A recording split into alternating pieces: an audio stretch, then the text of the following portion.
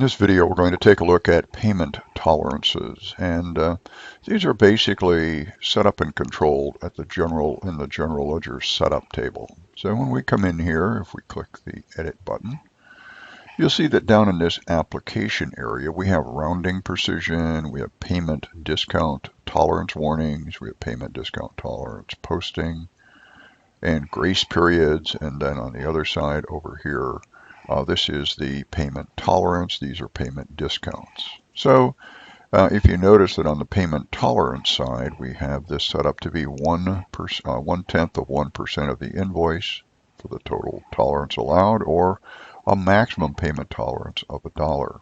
And we can change these by going to Actions, Functions, Change Payment Tolerances. And we're going to focus mainly on the tolerances here. So I could set this to be 1% and a maximum, for example, of $5. And when I say OK, so it'll ask me if I want to change all the open ledger entries for customers and vendors.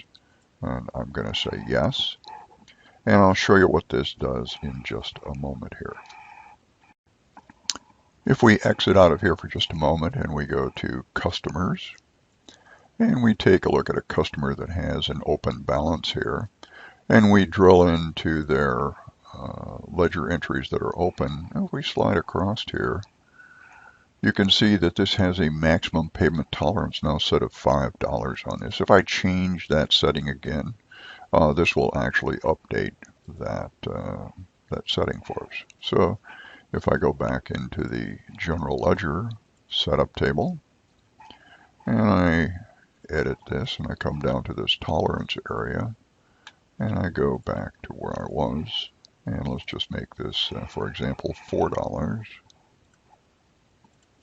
Now when I go back and look at those customer ledger entries, it will have a maximum on them now of $4 instead of $5 for us. So it basically will update the amount that we can accept short on a particular payment here. So now you can see these are $4. If we had greater tolerances, if our percentage increased above the $4 so that they could actually take more based on percentage, and we'd see that number reflected here as well. So I'm going to go back to the general ledger setup here for just a moment, and we're going to make a couple of other observations and choices here. So if we go to this application area, one of the things that we can do here is that for posting, we can pick payment tolerance accounts, or we can pick payment discount accounts. So we have these two types of accounts set up both in our customer and vendor posting groups. So I'm going to leave this set to the tolerance accounts. As you can see over here for payment discounts, this is set to the payment discount accounts. And so what you want to make sure of is that when you're in your customer and vendor posting groups, this is the customer posting groups, that you have these payment tolerance accounts, both debit and credit, filled in so that it knows where to post the transaction.